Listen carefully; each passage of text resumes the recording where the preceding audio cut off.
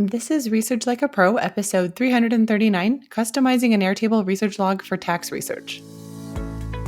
Welcome to Research Like a Pro, a genealogy podcast about taking your research to the next level, hosted by Nicole Dyer and Diana Elder, accredited genealogist professional. Diana and Nicole are the mother-daughter team at FamilyLocket.com and the authors of Research Like a Pro, a genealogist guide. With Robin Worthland, they also co-authored the companion volume, Research Like a Pro with DNA. Join Diana and Nicole as they discuss how to stay organized, make progress in their research, and solve difficult cases. Let's go! Today's episode is sponsored by newspapers.com. Hi everyone, welcome to Research Like a Pro. Hi Nicole, how are you doing today? I'm doing well. We're recording this in December and it's a busy time of year, so I'm a bit tired, but I'm doing great and just loving working on my research project for the portfolio element called the KDP, which is a 3-generation family narrative. How about you? What are you working on? I am working on finishing up a case study that I'd like to submit to a journal, and it's all about my Royston research. I use this for accreditation, but a case study is different from what you turn in for accreditation, so I've had to do quite a bit of rewriting and getting citations in the new format for this new journal, and I made a fun discovery. So often as we go back and work on research we've already done, we think, oh, I wonder if I could find this or that. And my Mary Polly Cessna, I had never found her in the 1840 census, and I decided to just go try again and see if I could find her. And I found her on the same page as her daughter, Sarah, who had married an Irwin. So it was with her husband's name, David Irwin was where Sarah would have been living. And Mary was listed as Mary Cisnum, so Cisnum. And I believe I found it by just Googling women. Mary, you're not going to find many women in the 1840 census because usually the man is the head of household. But in this case, she had divorced her husband, John Carey Royston, and taken her previous married name again. So very interesting, and I am 95% sure this is the right woman because I could not find any Cisnums anywhere else in the county or anywhere in Georgia. And I think it was just a misspelling or a mishearing of Cessna. And she is the right age. She's a single, a divorced woman, and she had several enslaved people, which fits with the family's economic status. They were slaveholders all along. So I think I found her, which was really exciting because now I can go look in Cobb County, Georgia, for more records. Maybe I can find something in court records or probate for her. Oh, how wonderful. That's such a good feeling to find a record that you have not been able to find in the past and to feel like, there's evidence pointing to the fact that it is the right person and not just a random person. So you were using like maybe an ancestry search database for the 1840 census and you just put in female. That's so smart. I think I put in Mary because I did have the name Mary, and I figured that one shouldn't be hard to read. But you could just make it a female, but I put in just Mary. And maybe in the past I had put in Polly because she also used Polly in different records because that's a nickname for Mary. Seems like an odd nickname, but you see it all the time in the past. So yeah, I just decided to go looking again for her. Right. And the fact that she wasn't going by Royston probably is why you didn't find it in the past. Yeah. And the fact that it was a little bit different than Cessna, but so close.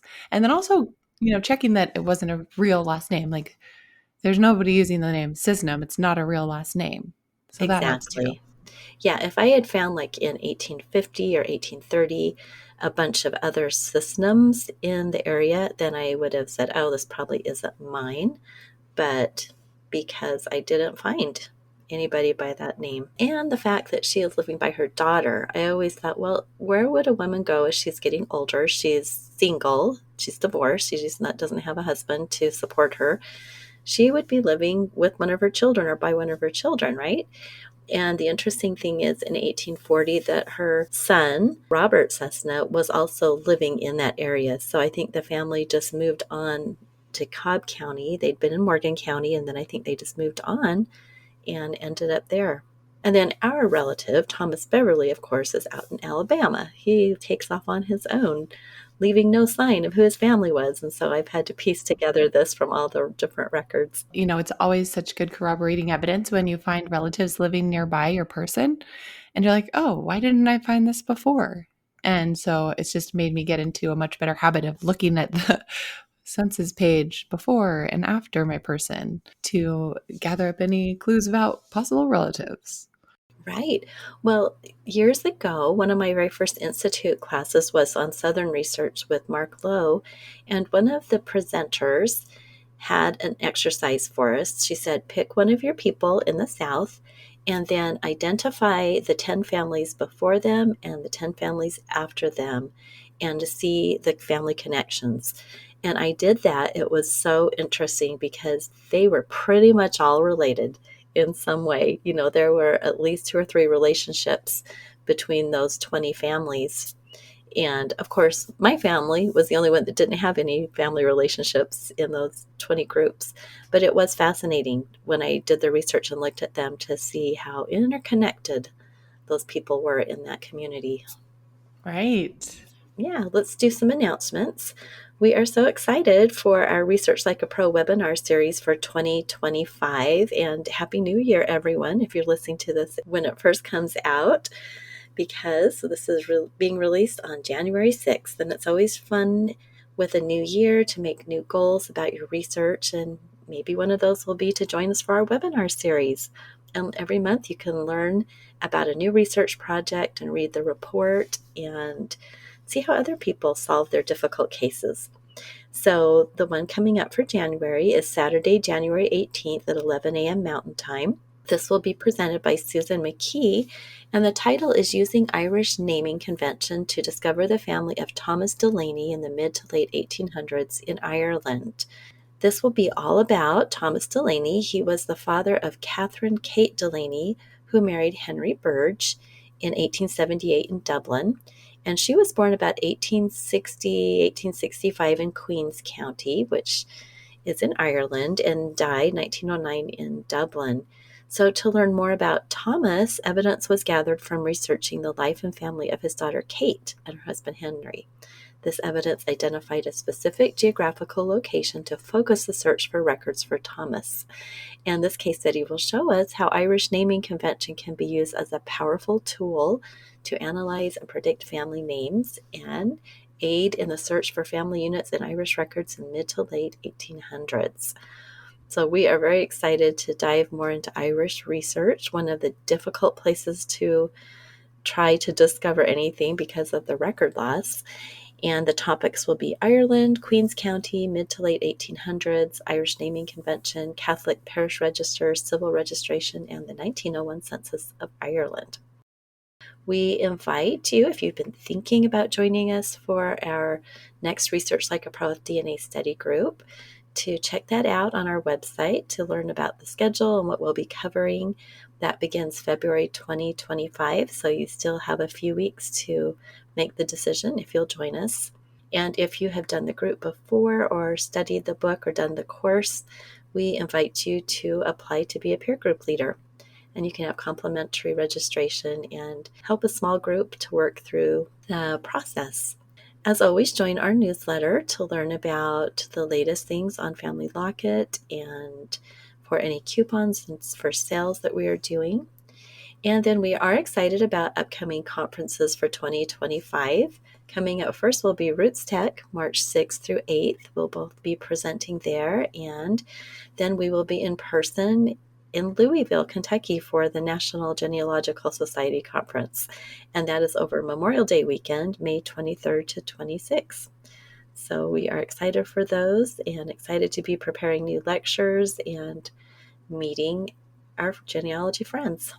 Yay! Today, we're talking about one of our favorite topics, and that is tax records.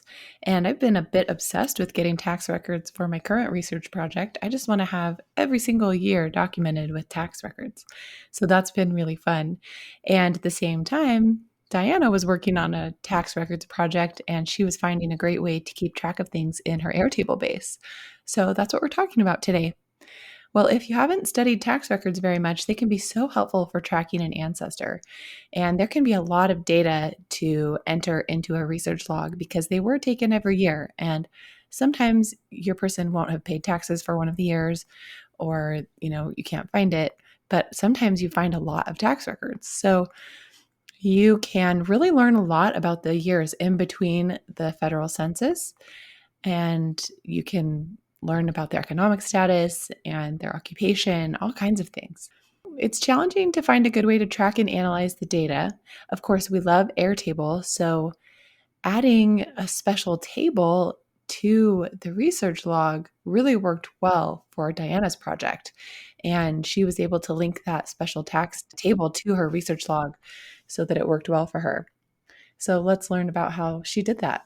Well, tax records are one of our very favorites, and they are really a mainstay in our research, especially in the South, because often they are the only record we have to work with that takes us year by year. When I was working on my Henderson Weatherford project, I realized that I really needed to do an in-depth study of the tax records. And he appears in Dallas County, Texas with his family on the 1860 census. Texas was, a pretty new state, and they needed to collect money, as all states do. So they had levied a land, property, and poll tax that was to be collected annually. So there were records for Dallas County that began in the 1840s, which is fabulous. There was one catch, though. There are so many Weatherfords in Dallas County, and they each had lots of land. And the way these tax rolls were set up was if they owned many different land parcels, they entered them on a separate row. So you might have one person that have 5 land parcels, and so he would be there 5 times, 5 rows. And I had started putting this into just my regular research log, and I realized I was going to have so many rows, and I wasn't able to capture all the different headings. I just decided I needed a better plan. So one of the tricks with Henderson Weatherford was that I had years ago just assigned him to be in this family of all these Weatherfords. I thought he was either a son or a grandson of the first one who appears in the records, but I wasn't sure. So he either would have been like the oldest son or the youngest one. I had put him into this family, but I wasn't really sure if it even made sense. So I thought, okay, if I look at all the tax records for these Weatherfords, maybe I can see some patterns and see if I can figure out if Henderson really does fit. Sometimes we think we have a solution or an answer to our research question, and then later we go back to it and we find that it was not the right one. So I love that you were kind of revisiting all these Weatherfords to see what was going on and to see if you can find more evidence for or against the hypothesis. Well, you were using the Research Like a Pro with DNA 4.0 Airtable-based template from 2024. And in this Weatherford research project, it worked well to use this base because you really liked the Airtable research log feature of having the timeline and the research log linked together. So you can add one source and then you can add multiple timeline entries from that source if you want to. And linking them together allows you to have the source citation visible in both places because you can use the lookup field in the timeline to be able to see the full source citation, even though it lives in the research log table. Very similar to how the timeline is linked to the research log, Diana thought it would be great to set up a table like that for the tax records. So she set up a new table for these taxes. And you can add a new table to any of your Airtable bases just by clicking the plus at the very top in the list of tables, which look like tabs going across the screen. Once you are ready to enter in some tax data, you'll want to put a tax list image side by side or on another screen so you can see the tax list and also see your Airtable base. Then you'll want to add the headings to your Airtable tax table that match the tax list. You will have a field for the name and for the number of acres and the number of cattle and the number of horses, and then the currency, for the valuation of their property and that kind of thing. So you'll set up all those. And then one thing that's great about Airtable is that it has custom field types. And so as you're adding these columns or fields, you can tell Airtable that what's supposed to go in this column is a number, and then what's supposed to go in this column is a currency. So it will automatically add the relevant formatting for currency and, for long text and that kind of thing. So that can be really helpful for when you're doing your data entry into the tax list to be able to kind of see if you got it in the right column or field. So that is just such a super easy way to set up your Airtable base to include a tax list. And what you'll do is have a column for person. And then when you link to the people table, all the tax records for that one person will show up on their person record. And you can get to that from the research log. So it sounds like this tax list table wasn't linked to the research log, but it was linked to the people table. Did I get that right? Actually, it was linked to the research log as well because I wanted to just enter the citation for that page for that specific tax list one time. Oh, And then there would be like sometimes 10 entries on one tax list for Weatherfords.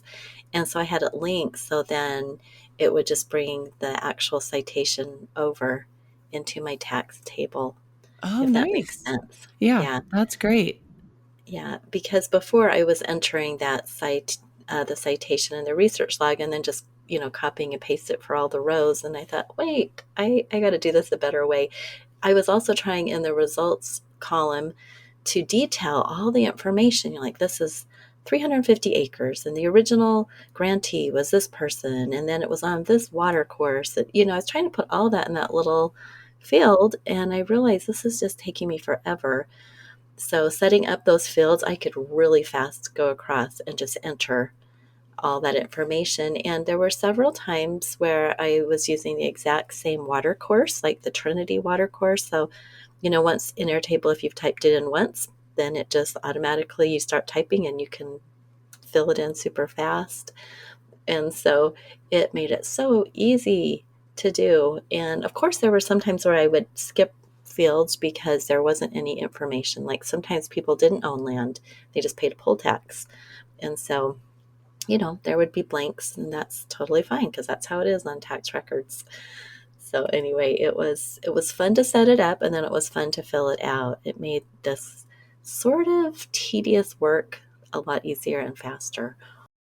That's good because sometimes I can get really sleepy looking at tax records and trying to extract the information out of them. You have to really be detail oriented in that moment. You need to be alert. Yeah, you do. So it helped to have a good tool. Well, I like that you were using the single select field so that you can just type a couple letters and then click enter, press enter, and then it will automatically fill it out for you because it, like you said, it does remember Trinity or whatever. So those are nice. And those are single select or multiple select fields where you have a list of possibilities and you can add to the list of possibilities just by typing something new in that field. So it's really easy to use. And I see now in your example in the blog post how you have this source field linked. So you have a field for people and a field for source. So that's great because then you only put the citation in one place. And that's so helpful. And I think I'll have to do this in the future with my tax list research because it just is nice to have it all in the same base instead of going over to Excel or some other table program to extract everything and just have it all in one place. Exactly. I kind of like to do things just in one place. If I can get it all into my Airtable research log, that's the best. I don't have to remember where else I put something. All right. Now let's have a word from our sponsor. The new year is the perfect time to start or restart your genealogy research with fresh eyes and new goals. Dig even deeper into your family history with newspapers.com, the largest online newspaper archive. If you're a genealogist, you know old newspapers help you find forgotten stories and fill in the gaps between vital records. That's where newspapers.com comes in. A subscription to newspapers.com gives you access to over 1 billion pages of historical newspapers from across the US, UK, Canada, Australia, and beyond. Whether you're tracking down your great grandmother's obituary or uncovering a long lost photo, you'll be amazed at the treasures waiting for you in more than 3 centuries of newspapers. And when you find something interesting, newspapers.com makes it easy to share it with family and friends. You can even save it directly to your ancestry tree. For listeners of this podcast, newspapers.com is offering a special discount of 20%. Just use the code FamilyLocket at checkout. Kickstart your year in genealogy with newspapers.com. Thank you. Well, the exciting thing about having all of your data in a tax table is that then you can start the analysis, because of course we don't do this just to do data entry. We want to actually use it in our genealogy and figure out something about the families, the relationships, and to see if it can help us make sense of what we're doing. So the great thing about Airtable is once you have this data in, then you can group it, sort it, filter by all sorts of different things. And in this case, because I entered each line separately, I could group it by individual and sort it by the year. And I could see, when did a young man just pay a poll tax? When did he start to own land? When did he start acquiring more and more livestock? And when did a person appear in the tax table? So sometimes you all of a sudden have a woman who is being taxed on the same land as her husband had the previous year, and it gives you a clue that he had died. And I had about 3 or 4 of these Weatherford women in this situation. And I found that William Weatherford had died after the 1849 tax assessment, and that Jefferson Weatherford acted as an agent in paying the taxes on his property. And then William's widow, Nancy, began to be listed paying the taxes on that property in 1851. So it was interesting to see that there were a couple of years of lag time when Jefferson acted as the agent, and then finally Nancy began paying. And because I had the data in there and had it grouped, and I could look at it in various ways, I could really see how that worked. So Nancy paid taxes on 2 tracts of land consistently, and one of them was originally granted to a C.A. Wayfield and was on the Trinity Watercourse, and then the other tract was initially granted to a James Hughes and was on the Cedar Bluff Watercourse. So it was really interesting to just see those details replicated year after year after year, which made sense, and it made it so that I could say this was the same person.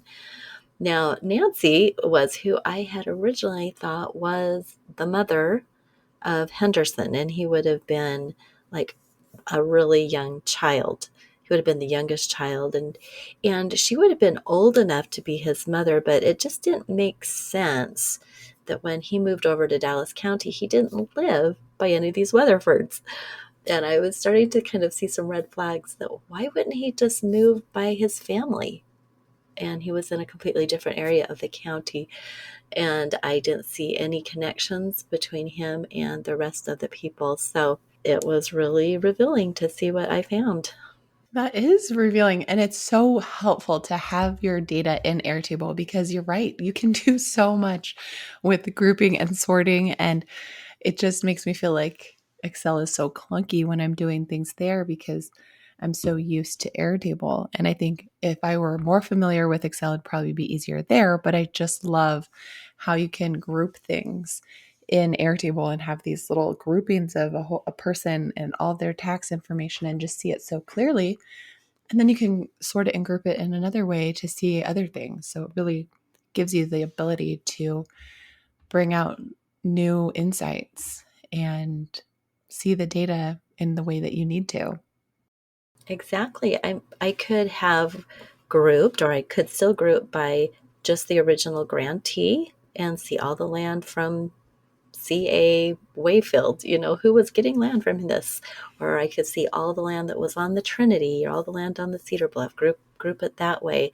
So once the data's in there, then it's so fun because you can do many, many things. And with tax records, we do need to do a lot of analysis and a lot of looking for patterns and such. Right. And we're just looking for patterns, anything that will give us evidence. And in these more sparse records where there's not listed a lot of family relationships and we're looking for indirect clues, we do have to be very attuned to each detail and noticing, okay, both of these pieces of land that they were taxed on were from the same original grantee. Maybe this was split up in an inheritance or something.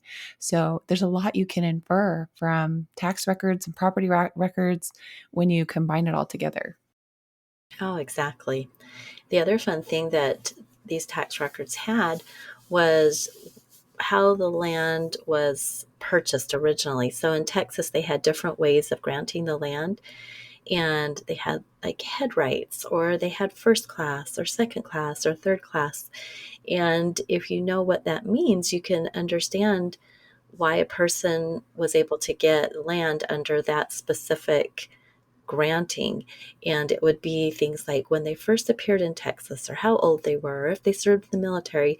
So if you know about that, you can also start getting some ideas about the people just based on what land grant they purchased it under. So it's kind of another depth to learning about your area, your locality, and Texas is a fun one. Lots of things there to learn about. Right? Every state has unique things about it. And it's really interesting when, I used to do a lot of tax record research in Virginia, and I learned a lot about, what they were taxing and what people had there, and just knew a lot about it. And then, my current research is focused in totally different states, Missouri and Oklahoma and Texas. And it's cool to see the similarities, but also the differences, and how each state created their own tax code for what they wanted to focus on. Exactly. And you would probably want to customize your Airtable tax record for a specific group of years, because I'm sure you've seen that sometimes the tax records are very similar from year to year, but then all of a sudden they'll update it and then they'll add a bunch more fields. You know what I mean? So I think really take a look at the tax records before you set up your Airtable base, because you want it to work. And for this one, I was basically doing a 15-year run, and it was pretty much the same for all those Oh, years. I So was that going was to really ask you helpful. about that to see. I would just figured that you added columns if you needed them and then just left them blank if it wasn't applicable to that year. But I just had an idea. You could create a new view of the table for each year and hide the columns that weren't applicable. Yeah, you could. That would work. Views are another thing that's just amazing. So I did do a view when I wanted to look at just William and Nancy's land. I did a duplicate of the full view, and then I filtered it by William and Nancy. And that's when I could really see specifically that she was paying the taxes on this exact same land. So the views are fabulous. And I think it's funny that it took us a while to learn about views, but now that we know about them, we use them all the time, don't we? Right. Well, this has been so fun, and tax records are so valuable for our genealogical research. So I hope that all of you out there who are thinking, I want to try that, you should do it. It's so fun. And, at first it seems like, what can I learn from this? But I have learned so many amazing things. There's so much evidence there and interesting historical context as well. So go try it. And if you're an Airtable user and you liked this idea of adding a linked tax record table that links both to the people table and the research log table, then you should try that too. And that might be just what you need to enter a lot of complicated data. Well, in the next episode, we're going to talk about how using AI to analyze the tax data for the report and create a table for the report was really helpful. So we'll discuss that next episode, and we'll talk to you next week. All right. Thanks everyone for listening. Bye-bye. Bye. Thank you for listening. We hope that something you heard today will help you make progress in your research. If you want to learn more, purchase our books, Research Like a Pro and Research Like a Pro with DNA on Amazon.com and other booksellers. You can also register for our online courses or study groups of the same names. Learn more at familylocket.com/services. To share your progress and ask questions, join our private Facebook group by sending us your book receipt or joining our courses. To get updates in your email inbox each Monday, subscribe to our newsletter at familylocket.com/newsletter. Please subscribe, rate, and review our podcast. We read each review and are so thankful for them. We hope you'll start now to research like a pro.